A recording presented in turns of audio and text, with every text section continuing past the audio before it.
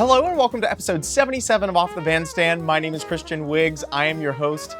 Today's episode is George Fludas, an internationally touring jazz drummer based in Chicago, Illinois. George has shared the stage with luminaries including Ray Brown, Monty Alexander, Joey DeFrancesco, Slide Hampton, Betty Carter, Roy Hargrove, and Diana Krall. This episode was part of Bandstand Presents' ongoing series, The Residency, that facilitates community between the Austin, Chicago, Los Angeles, and New York scenes through collaborative shows with the Christian Wiggs Big Band, the staple Monday Night Jam at the Elephant Room, educational engagements at Texas State University, and episodes of Off the Bandstand. In this episode, we chat about an organic approach for connecting with heroes. We also talk about adapting our teaching methods to each student and the dangers of playing football after soundcheck. Moving on to our featured release of the week, this is If You Could See Me Now, Joe Magnarelli's quintet record from 2018 that features Ralph Moore, Anthony Woolsey, Desmond Douglas, and today's guest, George Fludas on drums.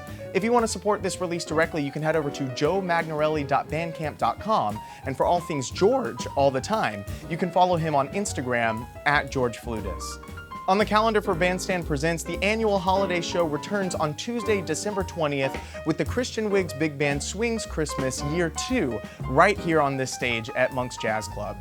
For more information and tickets, you can head over to bandstandpresents.com. And for all things Bandstand all the time, you can follow us on Instagram at Bandstand Presents. That is it for all of the mentions and announcements this week. Let's dive into episode 77. George Fludas, this is Off the Bandstand.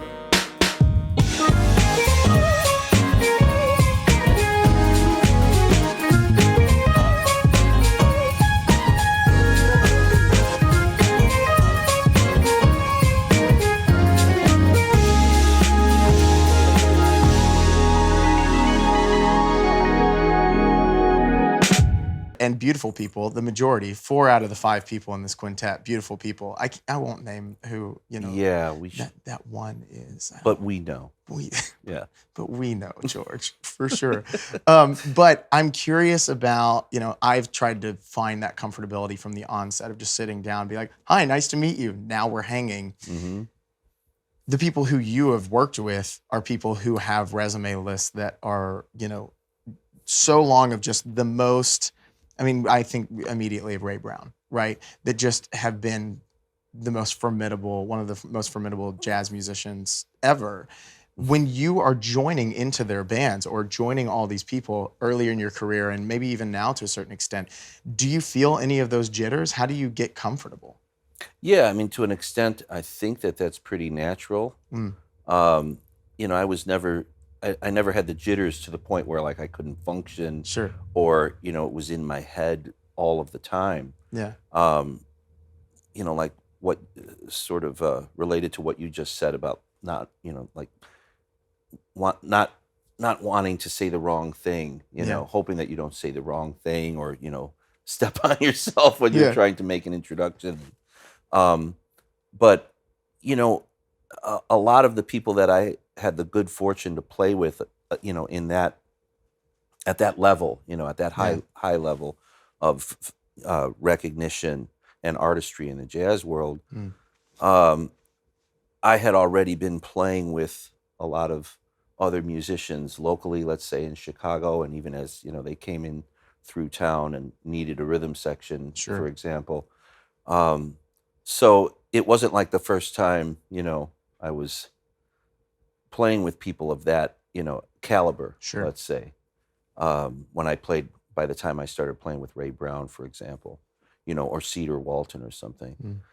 There's a point at which you have enough confidence about yourself as a musician, professionally and socially, that even though you may have some, a degree of self-consciousness about meeting one of your heroes, let's say, and then beyond that, actually playing with them. Yeah. But it never really, it didn't freak me out or anything. Sure. I didn't, I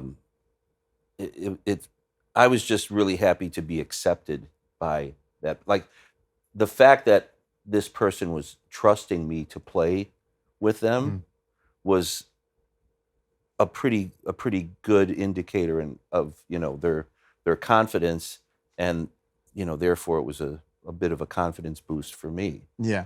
So that's one way of kind of keeping that doubt in check. Yeah. Saying, well, I don't think I would, they wouldn't ask me to play with them if they didn't trust, what I can do. Exactly. So that sort of shoves the insecurity part, Totally. out. But it's absolutely natural, I think.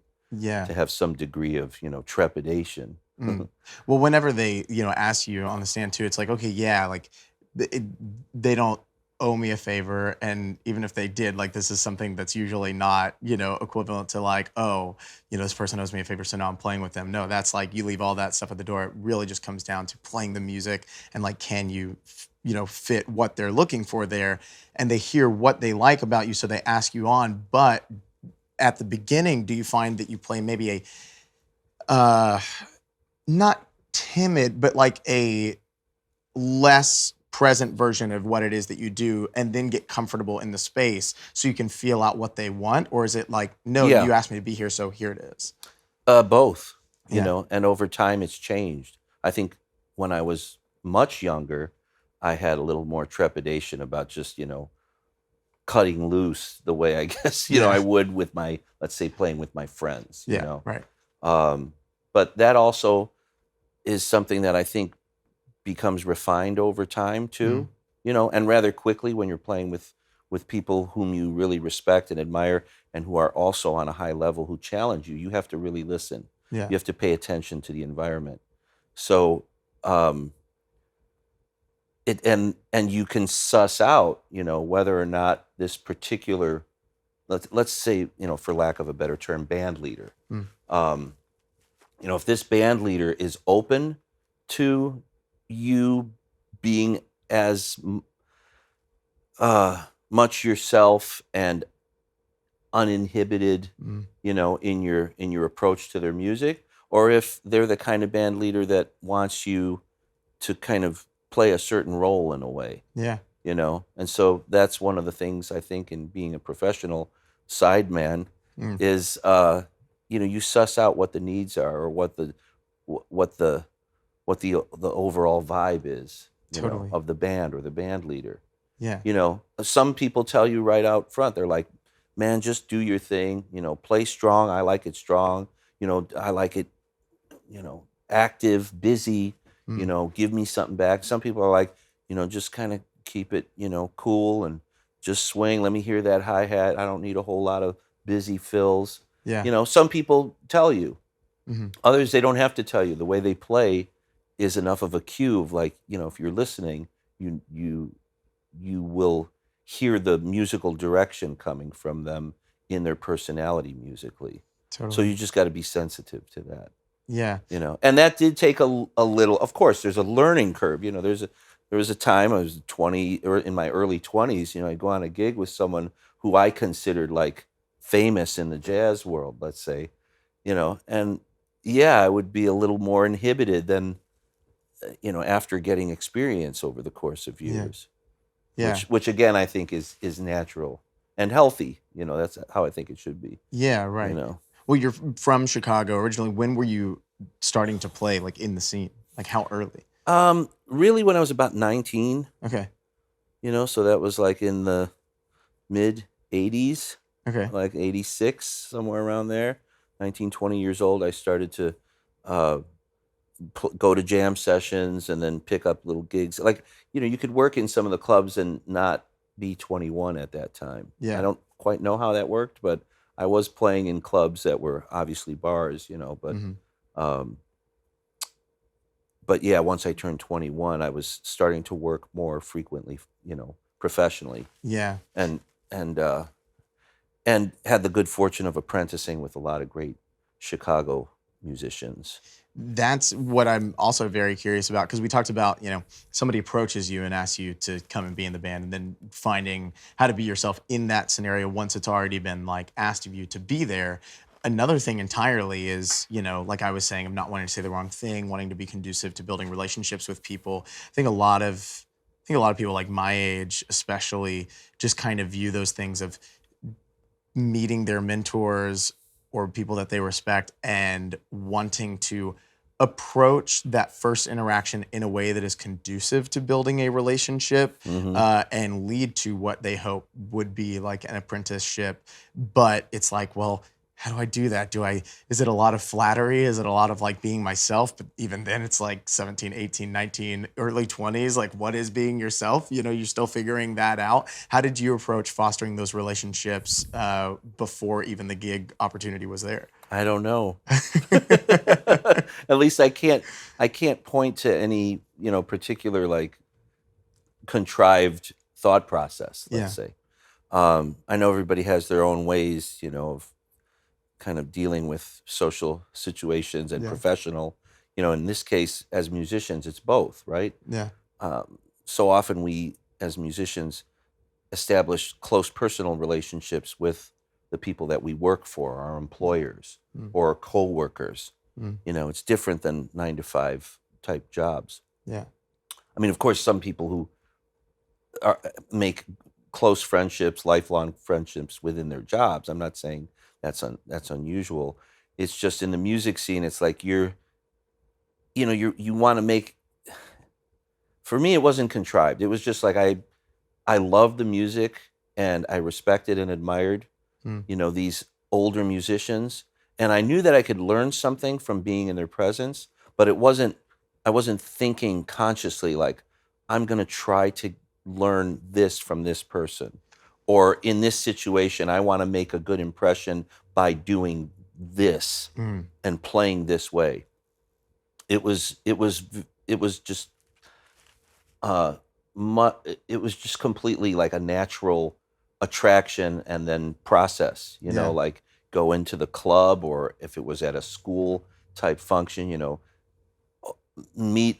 when first meeting someone, asking questions about their background, telling them, you admire how they play, and then just kind of being open and aware in the situation and not bringing any kind of like preconceived notion about,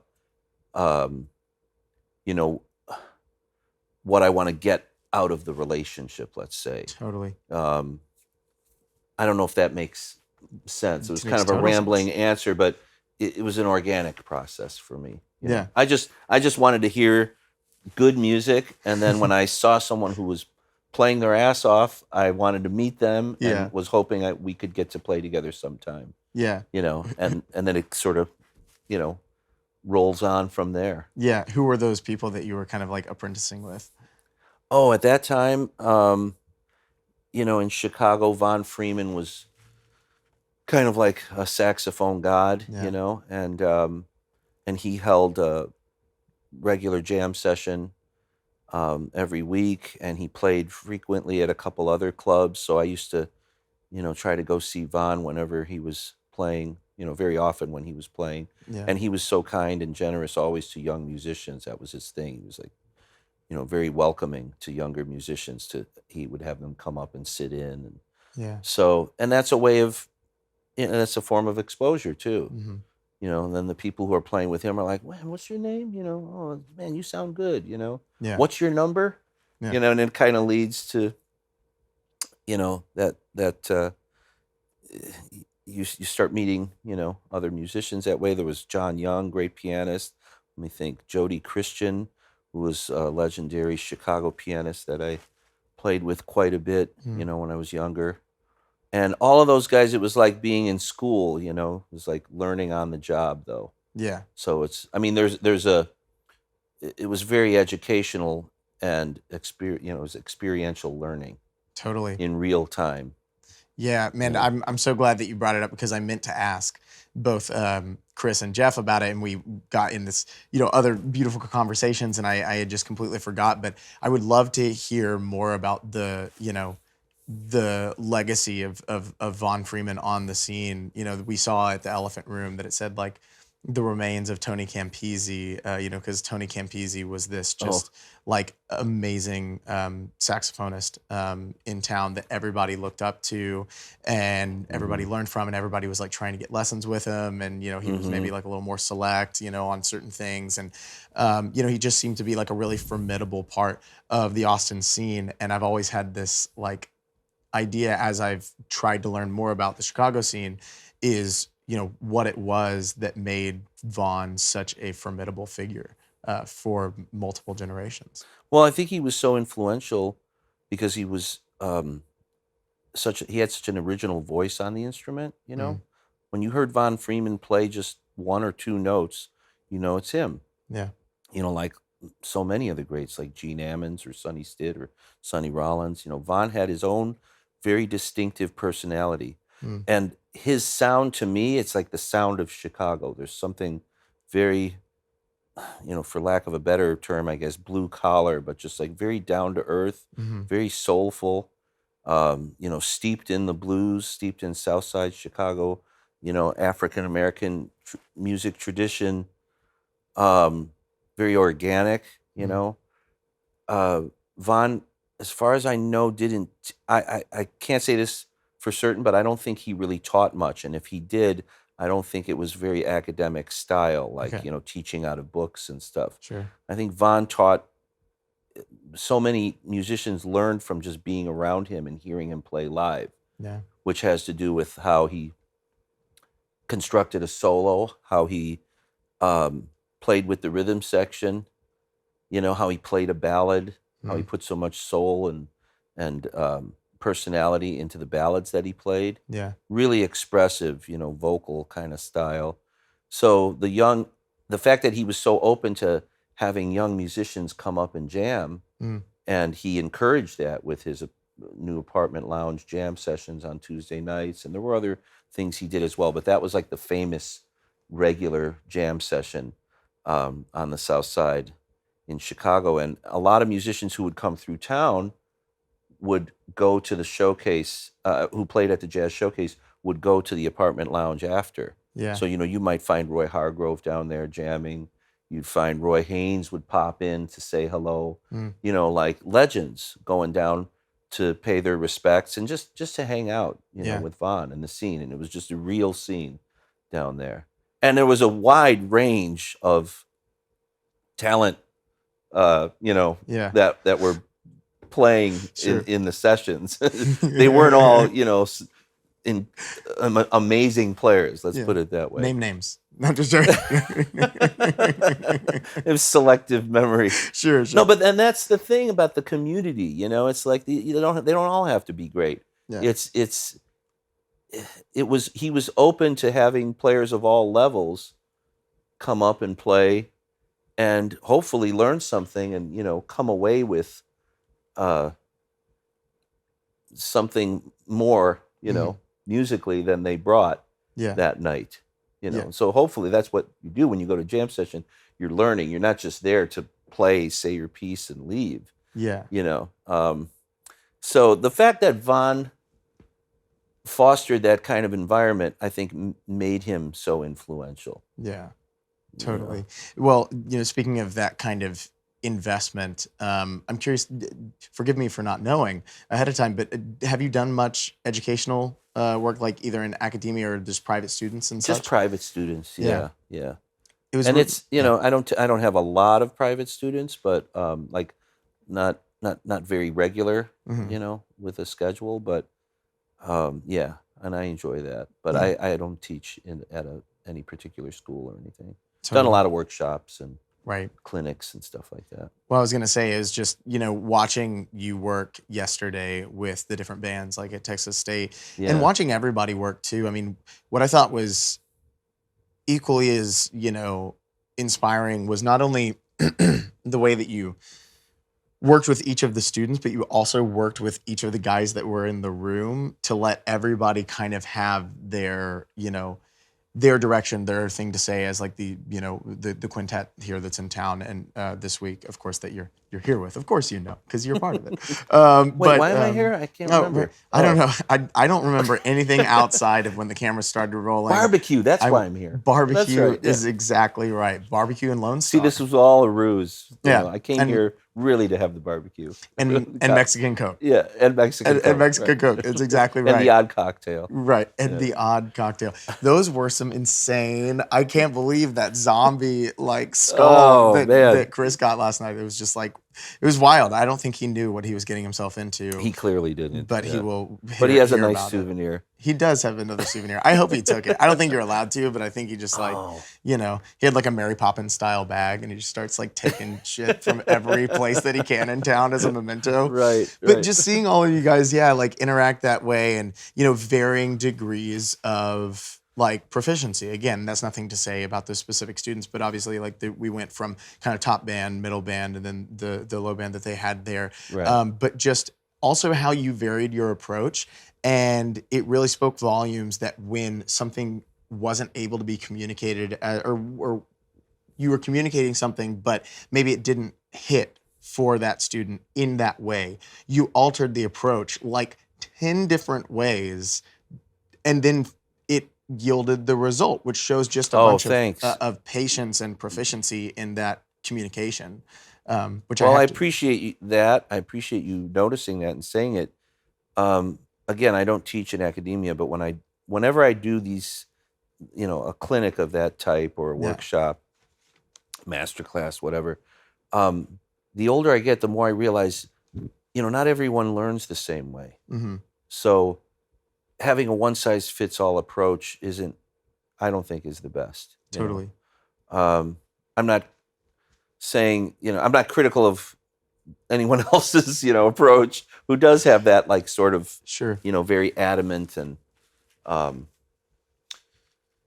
type of regimented way of teaching. But I like to be flexible based on the kind of feedback I'm getting. Because, you don't, unless you have time to spend with the students over the course of days or weeks even, or months, you have to quickly suss out in a workshop or a master class, like what kind of learner is this person? Some people are oral, AUR, AL. Some are visual, some it helps them to understand, like as drummers, let's say, where they are in terms of like the bar line or, the time signature. Yeah. And some are more intuitive, they hear phrases more than like 1, 2, 3, 4, count it. So, in that particular circumstance, I was kind of like, there's a lot of ways that you have a lot of options to the student. I was like, there are many options to approach this little problem area, which I called a knot. Yeah, the knot. I noticed that. And you got to untie those knots when you're working with a band, Otherwise, if you just kind of like skate over them, it's going to rear its ugly head, and the knot will still be there at the performance. Yeah. So, but yeah, I mean, I just like to be flexible and adapt to, how the student is, their kind of way of learning. Yeah. Or try to find a way to reach them. Of course. And it was fun in that environment too, because all those guys, I think pretty much all of them, except Clark, are in academia and at high, fairly high levels. I mean, they've been teaching for a while at very acclaimed schools, music programs. And so I always kind of feel, a little insecurity about that, because I'm just like, it's not my domain, But music is my domain. So I love to talk about music, and I just kind of bring it into that, place of like, whether or not we're in school, I'm going to try to help you get at this, untying this knot. To hear at all that you felt any degree of either insecurity or self-consciousness of doing that in front of those other guys who are, well-versed in kind of the academia environment is crazy to me, because I felt like you were leading the charge. I felt like you were the Captain America of the team right there. Yeah. Well, that's the thing is like, there is I do have a little bit of I don't know if it's insecurity, self-consciousness, around guys who I make this joke often, and it's just a joke, but like I always say, like, sometimes, in a conversation between band members, and it doesn't matter, who it is, what band it is, they'll be like, do you think we should do this, or do you think we should do that, or maybe we should like take this section and extend it, and they'll be like, what do you think? to me. And I go, I don't know, I'm just a drummer. You guys are the musicians.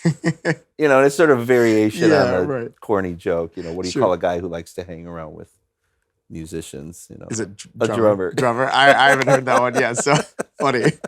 So, but you know, to some degree, I have that a little bit. You know, because it's like you guys are the experts when it comes to all the, you know, the facility with Sibelius and, you know, music, you know, charting out music and, you know, understanding harmony on a very high level. And, but yeah, so my thing is always more intuitive, I guess, that way. Yeah. I mean, so in that same kind of vein, it made me think about how you had used the word sideman before, but do you enjoy being a band leader? Not as much as being a sideman with a good band.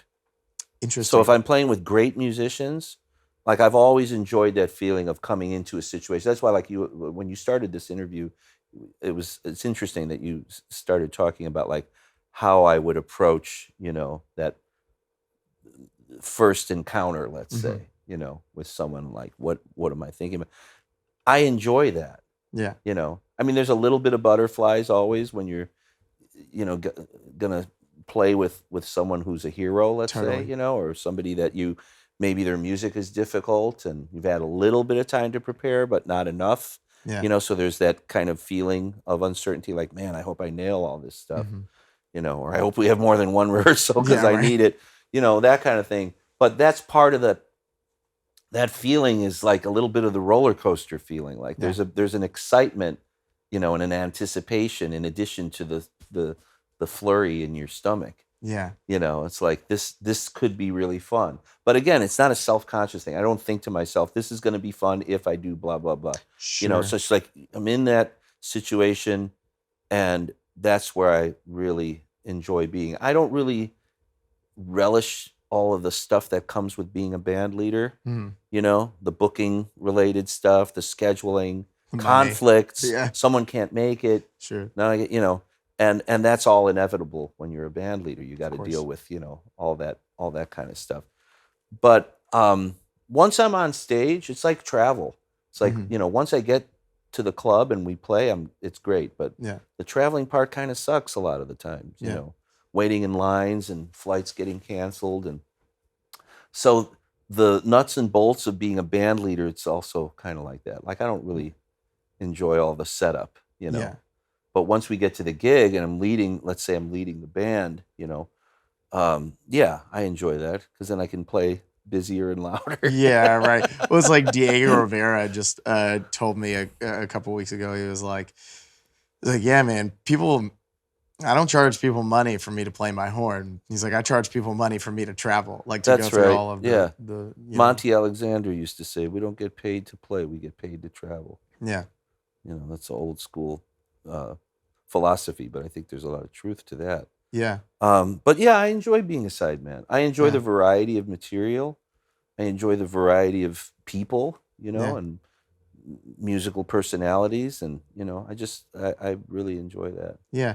I'm curious, you know, if there's any conscious variation in your approach to drumming whenever you are with an instrumental group as opposed to whenever you're playing with a vocalist. Oh, yeah. Yeah, I think so. I mean, a lot of it has to do with leaving space for the vocalist to really to not be overshadowed by you know, first of all, volume and density, you know. I mean, unless it's a vocalist who likes things really kind of active, and you know, some vocalists do, but the same, you know, the same basic framework applies. Play tastefully, listen, you know, be supportive of whether it's a soloist or the vocalist. Yeah. Because the vocalist is a soloist. Totally. You know, it's just a different kind of soloist.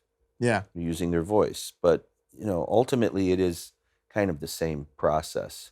Yeah. But generally, I'll play even more dynamically,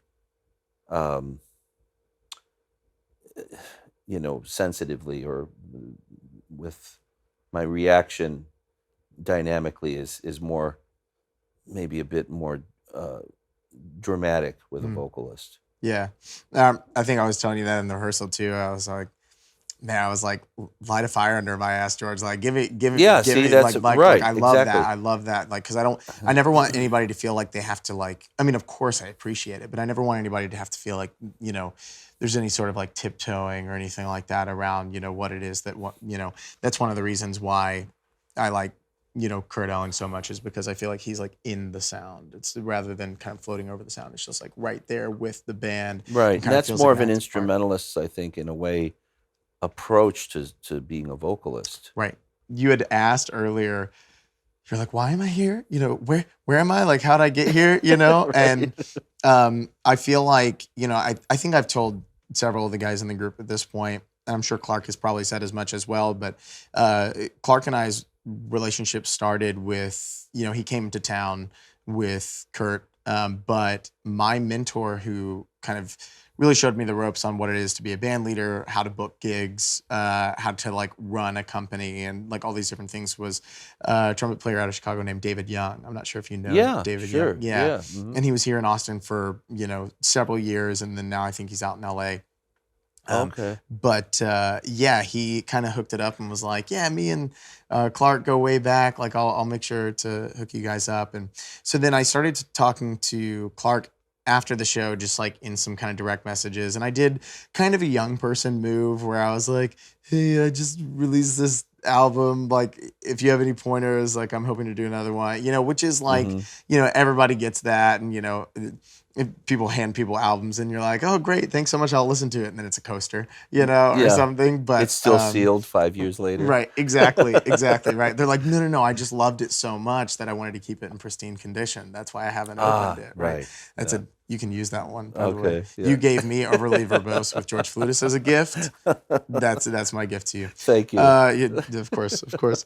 But I was trying my best to be sincere about it. It kind of goes back to the whole thing of like how to approach people that you really look up to. And he sent me back this like 7-page email that was just like, one paragraph was about the actual album, and the rest of it was just about all the things that I should be thinking about, and not saying that I'm not thinking about them, just saying like, here's what I think about whenever I'm making records, and here's like these kind of like seminal questions that you should always keep at the forefront of your mind. And it was this moment where I was like sitting in a donut shop parking lot, and I'd just gotten, some donut holes and some chocolate milk, like the child that I was, and I was just like reading it, and I was like, I either need to like quit, or like this is going to inspire me more than ever, to completely change my approach and my thought process on the thing. And it was one of those just like eureka moments that changed. You had an epiphany. Yeah, right. Yeah. And which is why, again, so to answer the question of why you guys are here, it's because of that reason. Because when I was given the opportunity to bring people down, I was like, oh, I need to bring down the people who, have invested in me, and the people who I've wanted to collaborate with, and all these things. But it's that eureka and kind of epiphany moments that I think are what stay with us to the end of time and make us who we are. I'm curious if you've had any of those moments that you can think of. Not in a similar way. I mean, that's a pretty specific example, but it's a great example, and it's clear that there was a shift there in your outlook and in your, that he really inspired you to think about things maybe in a more expansive way, other than just, here's my CD. How do you think it sounds? What should I do? Yeah, right. Or what would you do? And I understand that. I mean, it's great that you reached out and did that. I think that's really important for young musicians to ask for feedback. Right. One way of getting feedback in real time, again, is to be on the scene, hanging out, sitting in, whether it's with, you're within the comfort zone of your friends, like let's say through school, or outside that comfort zone in jam sessions with unfamiliar, musicians. As far as an epiphany moment for me, going to see my heroes play, like the drummers in particular that I really admired, like Art Blakey or Roy Haynes or Billy Higgins or Elvin, those were the moments that, I don't know if there was one singular, like eureka moment, like I want to do this as a living, or I'm going to completely change my outlook now, and you know, the path that I'm on, I'm going to redirect. I don't think I really had anything like that. For me, it was, and I can't really isolate it to one particular moment.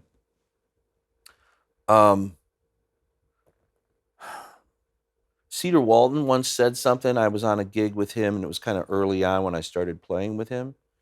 And I felt, okay, so maybe I should take it back. I did feel a little insecure about being in that chair in Cedar's trio, because that was where Billy Higgins was, you know, years before.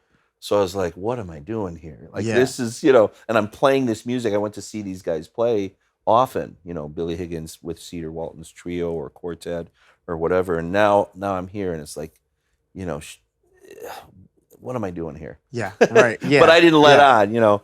And so after the set, I'd apologized about some mistake that I made on one of the arrangements where I kind of blew a figure or something, and I was like, you know, God, so stupid, you know. Sure. And so I told Cedar, I said, oh man, Cedar, sorry about that, you know, that last one, I screwed up the whatever. And he said, man, never apologize. He said, there's no room for perfection in my music. Wow. So that was, I don't know if that was a eureka moment, because that was like, you know, I have to remember that it's not a quest for perfection, you know, it's a quest for being honest at all times. Yeah. And part of, you know, being an honest human being and a musician is that you're going to make mistakes. Yeah. And that's a good sign, because that means you're trying, you know, and that's not what we're about anyway. Yeah. You know, so that was great to hear that from him. There might be other musicians whom we admire who would say, you know, my quest is perfection. I don't know, but those aren't the kind of cats I want to play with, you know. Right.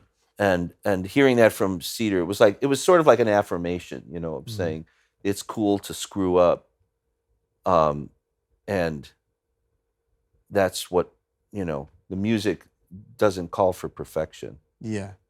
So. Well, you were saying that, you know, Billy Higgins was one of your biggest influences, and that then you were filling his chair. We kind of touched on this earlier. Yeah, I would never fill his chair, but I was in that place. You were in that place. We kind of touched on this earlier about kind of varying the approach based on what we think might be expected of us, of why somebody asked us for a gig. But I'm sure that you had really learned kind of like that Billy Higgins had become part of your family tree, like the lineage thing of like maybe the people who you were taking after because it was a hero. So inherently, I'm sure some of those like, you know, stylistic preferences probably made its way into what became your no question, and especially in playing with Cedar, for example, that was one of the main things that I was, I guess, self-conscious about, was like the way Billy played with Cedar, for example, in that trio, the way those Cedar's compositions are tailored, you know, the way they're written, it's like Billy's drum parts go hand in glove. They're the perfect, like, for example, the setups that he plays in between phrases or hits, you know. It's hard not to hear Billy playing them while you're playing the arrangement. Yeah. So the temptation is to just like default to playing what you heard on a record or what you saw, how, you know, Billy's style, his vocabulary, his his way of playing. And it's almost like, man, it fits so well and so perfectly that, you know, how can you not want to play something similar when you're actually playing with Cedar Walton, with the composer of this music? Yeah. You know, so that was one of the things that I had to be kind of conscious of, is like not to just sit there and emulate or try to replicate what Billy Higgins was doing, because that really doesn't make sense either, to be a creative musician, you know.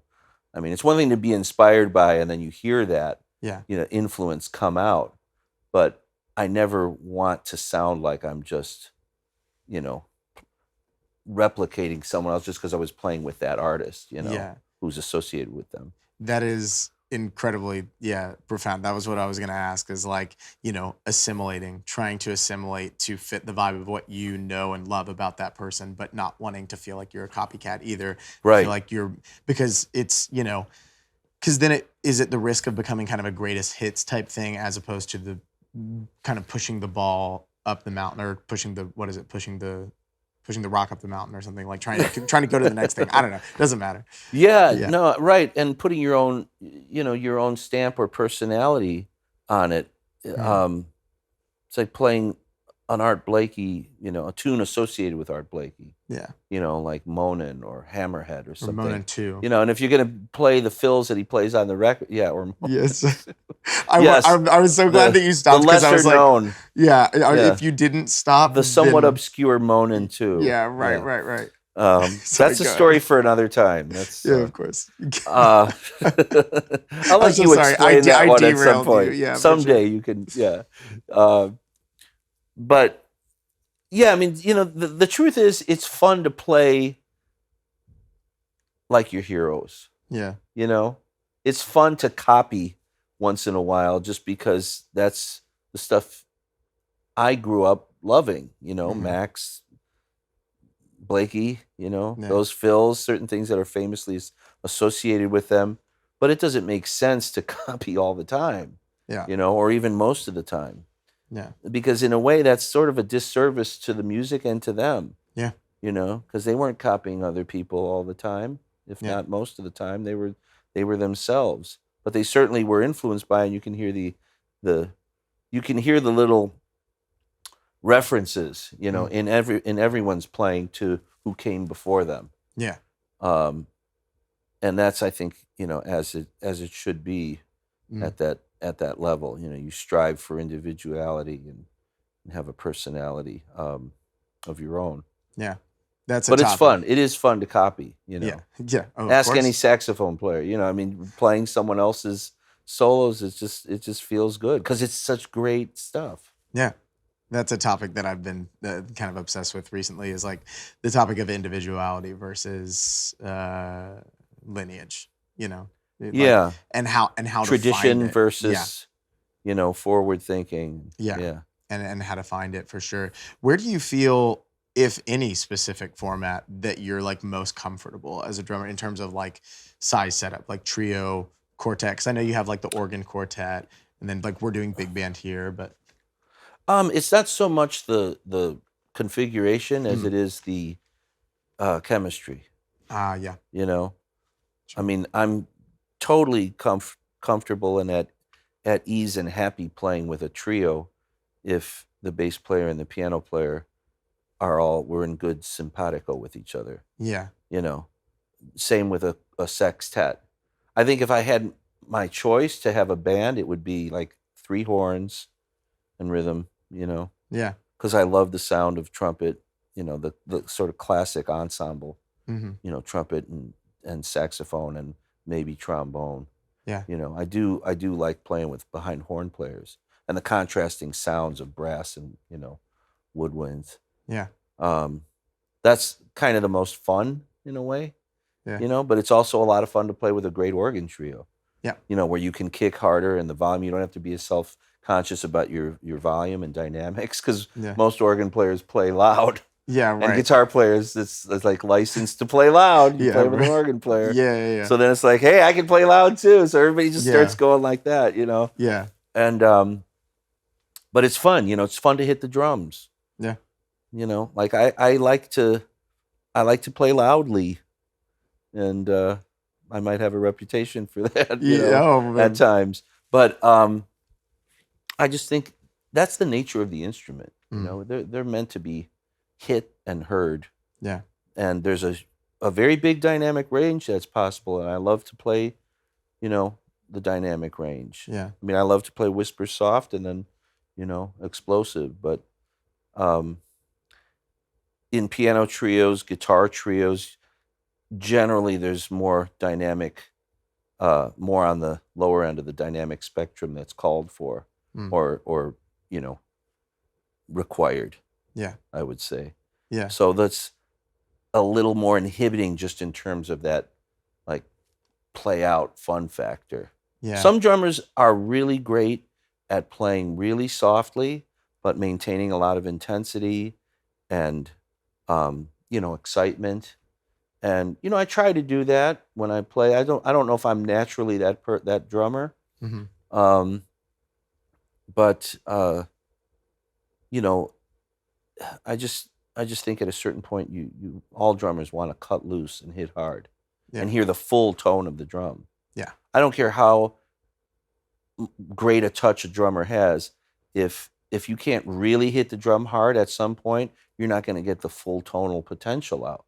It's going to be a more cursory sound. Mm. That said, there are drummers who, and I try to as well, develop a touch so that you get a beautiful sound playing very soft. Yeah, right. But you're not going to get that totality of tone and resonance out of a tom-tom or a floor tom by hitting it like that. Yeah. I remember hearing Butch Miles play live for the first time at Texas State because, again, that's where I was at. And then he just, up until like 3 years ago, was teaching. Yeah. That was wild. I just heard that yesterday. Yeah, it's one of those things that you don't even, when you're not hip and you just know, it's like, oh yeah, Butch Miles, and everybody's like, that's a legend, but you just know him as like the friendly guy in the hallway. Yeah, right. It's like this crazy thing. Also, like Andre Hayward, right? Yeah. Like the fact that we have Andre Hayward here, and I didn't know all about everything whenever I had first moved to town. He was just this super nice guy at these like, keg parties that the scene would like put on or whatever, and he would just like bring over like gumbo or something. And he's like, oh, hey guys, how's it going? Everybody doing all right? All right, great. Let's have a great time. And you just don't even realize that, the breadth of what it is. But yeah, the thing about Butch Miles was that, I can't remember what it was that they were playing. It was a Basie chart, but just like brought the band down. I said this in the very first episode we filmed in this space with Butch. He brought the band down to the lowest possible dynamic level. Yeah. And then just like, and the band exploded, and he just like really ushered that in. And that was another thing that I really liked hearing, like you really kind of stress about the role of the drums in big band, like to the kids at Texas State. Yeah. It's just like use the fullness of it, because then everyone else will feel completely at home and not timid, because you will show them exactly where it is.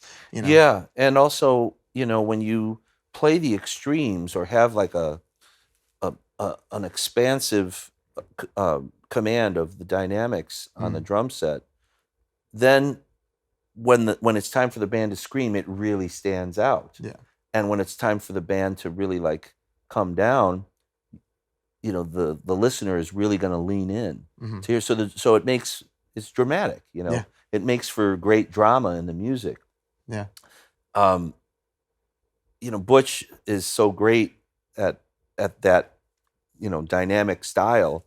And obviously, he loved Buddy, and he loved Sonny Payne, and, Harold Jones was in the band before him. And, all those great bassy drummers have that. They have that incredible range and quick reaction time, responsive to what the dynamics of the music call for.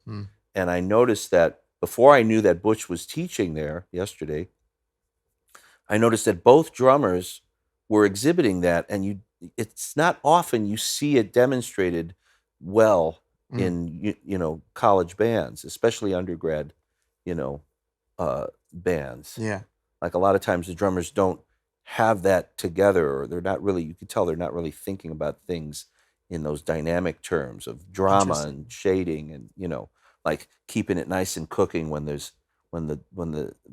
band is just basically building and playing the dynamics appropriately. And both of those guys were doing that. And then I found out later that Butch taught there, and they both spent at least a couple years, with Butch. And I was like, that makes sense. Yeah, right. Yeah, no wonder Butch Miles is here. Yeah, right. It's like, no wonder these guys have that together, Yeah.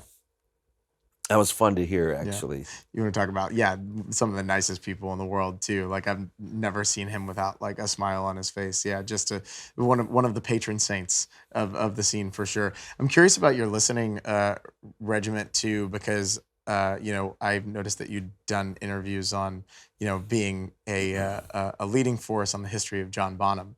So how much we had to go there? Yeah, well, we don't have to go there. No, it's all good. My question mostly was just, what are you listening to? It's not even about John Bonham necessarily. It's just, in your free time, are you listening to a pretty consistent amount of jazz? Are you listening to a mix? Oh man, I listen to all kinds of music. Yeah. And frankly, more recently, I haven't been listening, I guess, to as much, jazz music as other types of, like R&B, soul, funk. Yeah. I listen to classical a lot. I listen to, some international music, Brazilian music.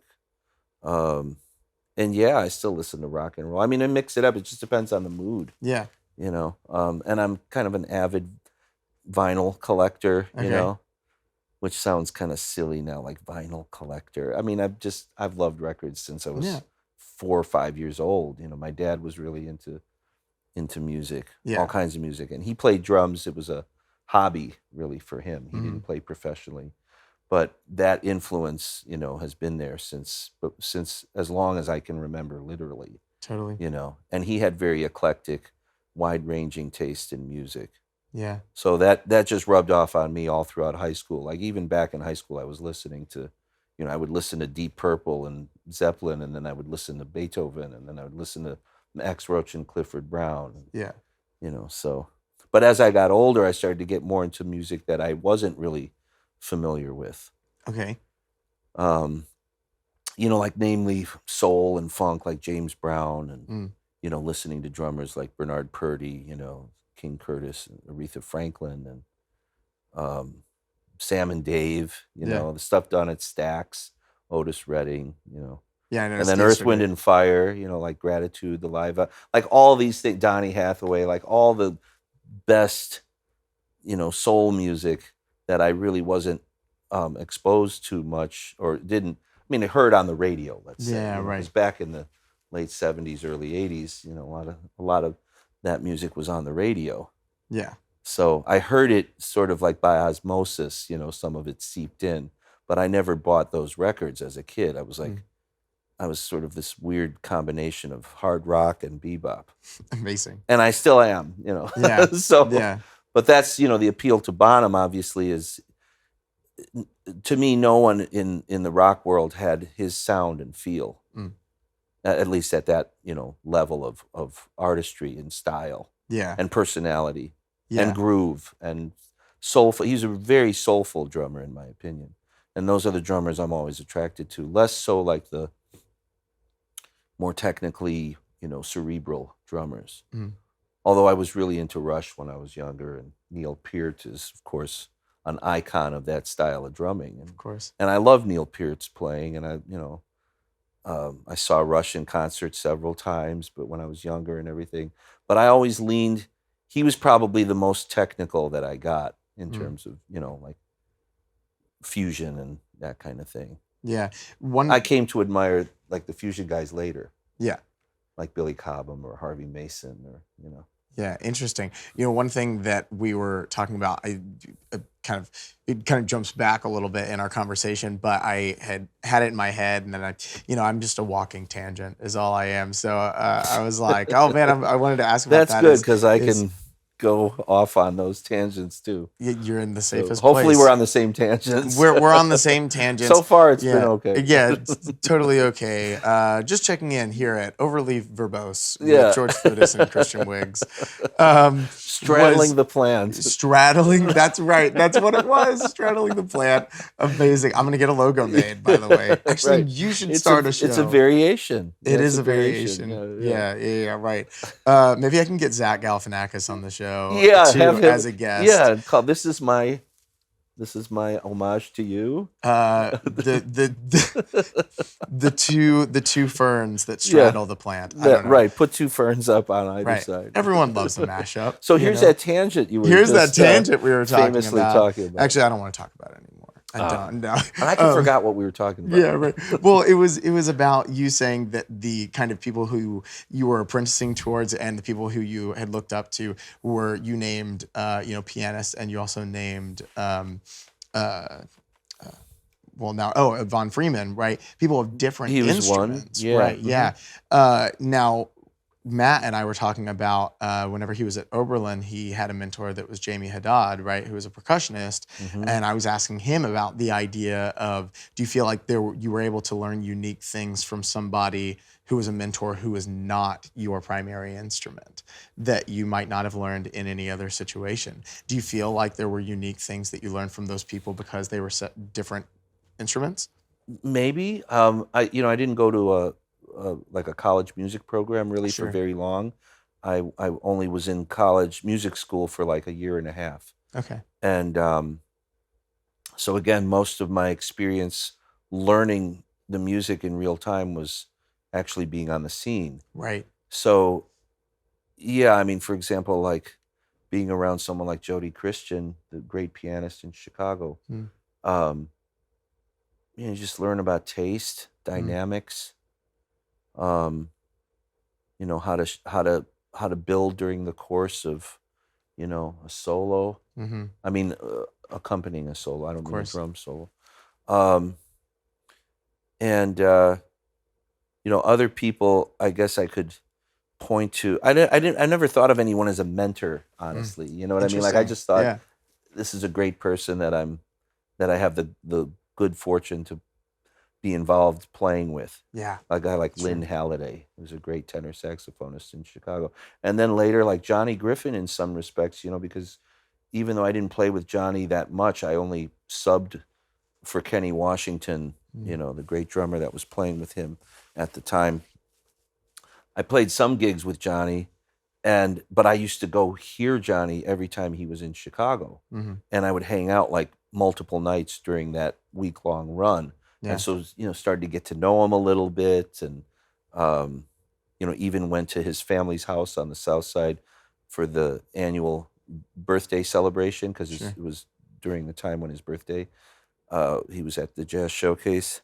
So, there's a little bit more of like a bond or a close contact that gets established when you're hanging out with someone off the bandstand, not just playing with them, but as we have been doing even on this trip, So those experiences are very influential, but I didn't think of it at the time that way. Sure. You know what I mean? But in some respects, Cedar was a mentor, let's say. Tommy Flanagan was. Monty Alexander, so many musicians that I've had that good fortune of having experience playing with and learning from. Yeah. On and off the bandstand. So I can't really point to any one particular drummer, though. Like I didn't have like a drum guru. Yeah. There were a couple drummers in Chicago that I used to really, get a lot from, seeing and being around. Wilbur Campbell was one. The cats who were in the real deal scene from, back in the day, the 40s, the 50s, just being around them, being around their aura, you get something from that. Yeah. Absolutely. Their personality, their sense of humor, their sense of style, the stories they tell, all of that stuff seeps in. And if you're open to being, to the exposure, it's inevitable that, it informs who you are. Of course. Of course. Man, well, let me ask you a couple of the speed round questions, then we'll go, either have some food, have a snack, have a drink, whatever. Just get loaded. We haven't been doing much of that. No, not at all. Not at all. We got a sold out crowd tonight. Been starving while I've been here in Austin. Totally. Yeah.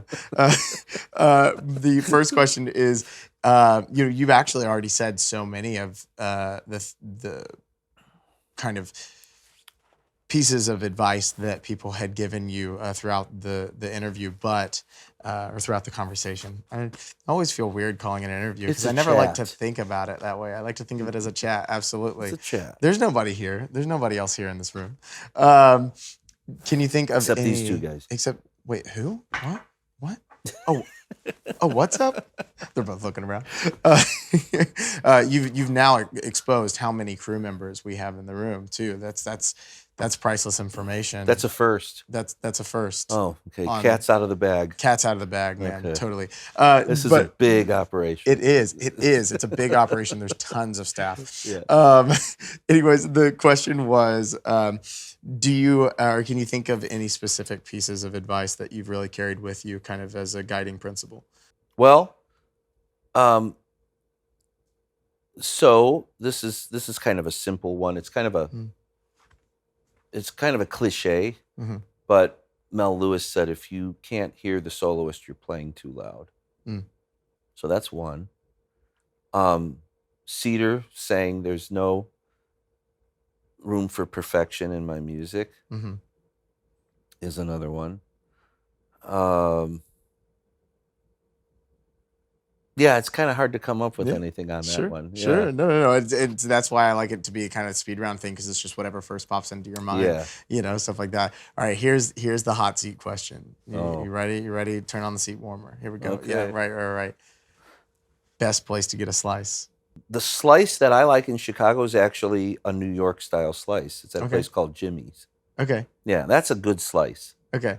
Amazing. Another place is called Piece. Okay. Piece. Piece.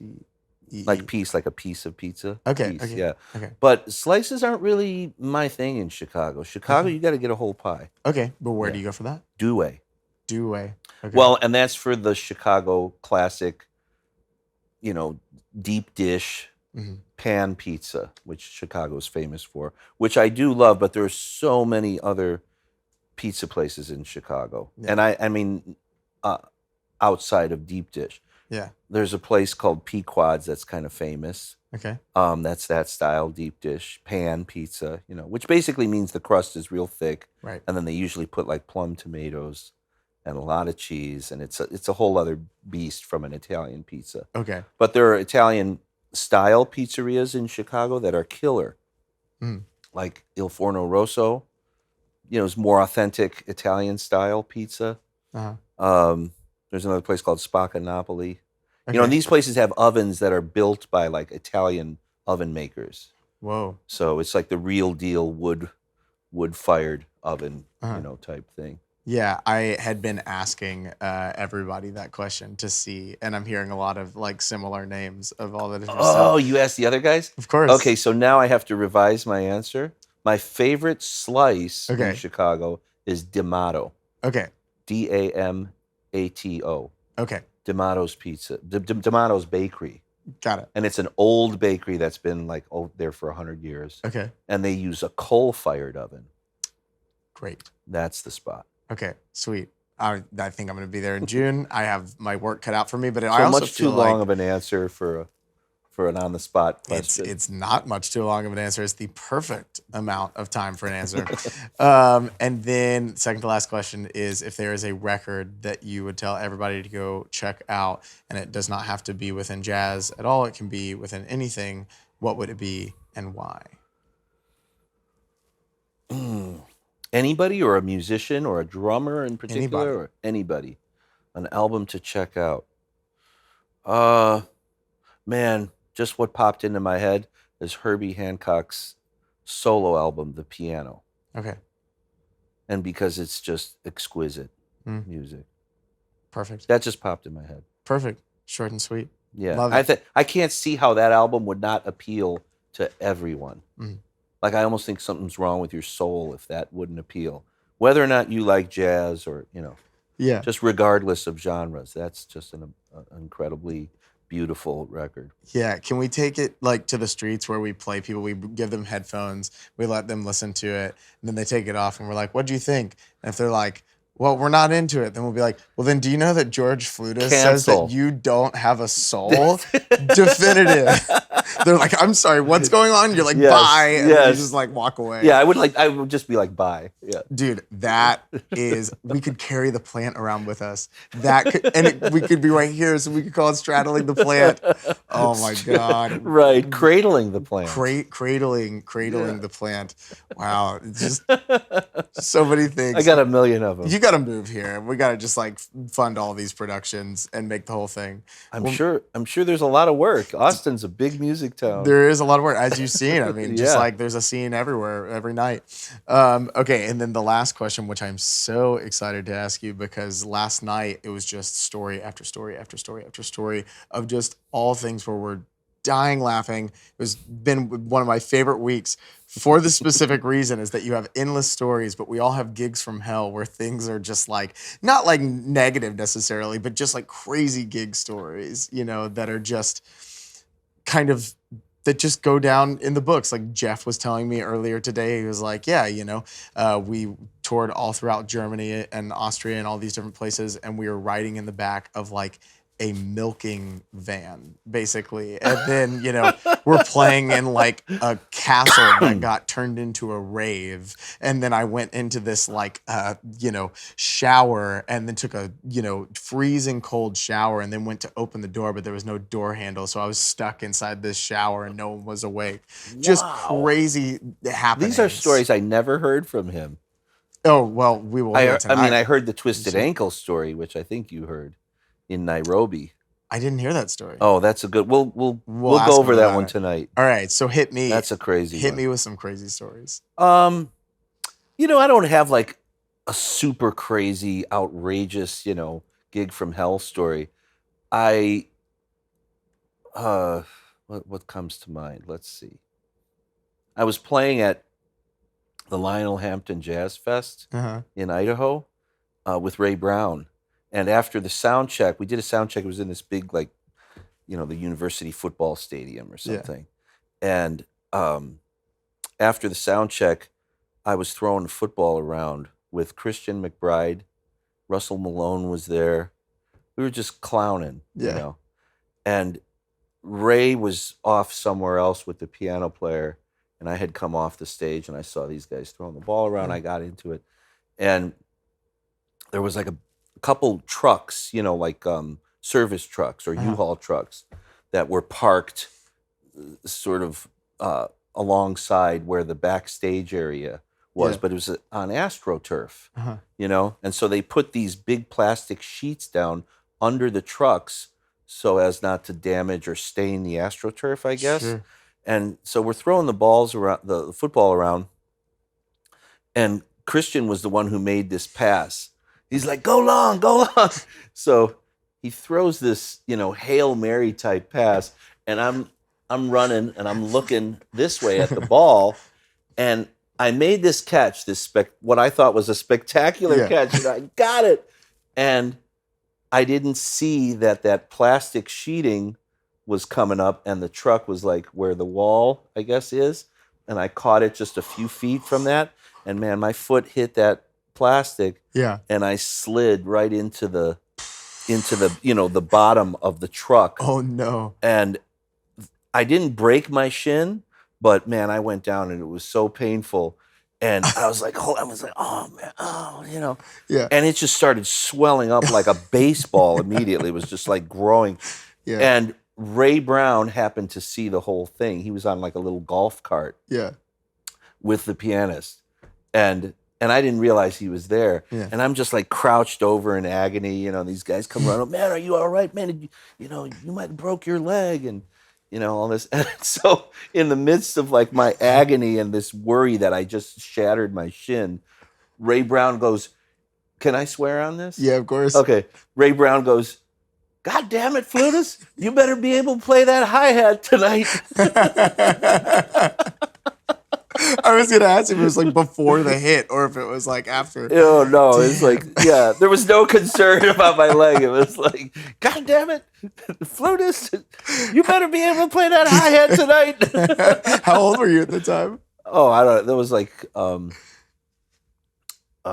was that? 2000.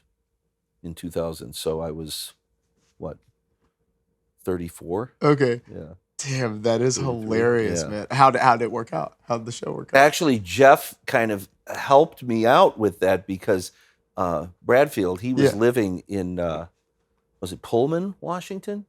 Like, you know, in that area. Yeah. And he was on the scene there in Idaho for a while. He was teaching there. And so he helped me out. We went to like a Walgreens and, you know, I got some kind of anti-inflammatory cream, Aspir cream or whatever, and a bandage, and I wrapped up my leg, you know, and it was just swollen like it had a big hill on it, you know. Jesus. But needless to say, it was painful playing the hi-hat. Yeah, for sure. But, you know, just little incidents like that. I haven't ever really had like a gig from hell, Sure. You know, where like a fight broke out at a wedding or one of those kind of things. Or, oh, man. I got plenty of those stories for you. Oh, really? We will trade those. We will trade those. All right. It'll make for good conversation. My El Paso story is quite insane. So okay. Anyways, I won't tell it on camera. Yeah, for very obvious reasons. Man, George, I have to tell you, man, it's time is the most valuable resource, and you know, and not just a magazine. As the older I get, the more I realize that. Yeah, right. And so the fact that you would spend any amount of time but a week here with us to do all of these things that we're doing is just the greatest gift. And I'm so appreciative of you. And it's a pleasure and a privilege to know you and to spend this time together. So thank you. Oh, the feeling's mutual. I mean, this is like the best it gets. Yeah. You know, the treatment has been royal. Oh, man. So it's really been amazing. Well, it's so much fun and great food and great hangs, and all hopefully the music will be great. Yeah, hopefully we've hardly played yet, so tonight. God, where's some wood? Tonight the pressure's on. Yeah, right. But well, George, thank you so much. Thanks so much. Of course.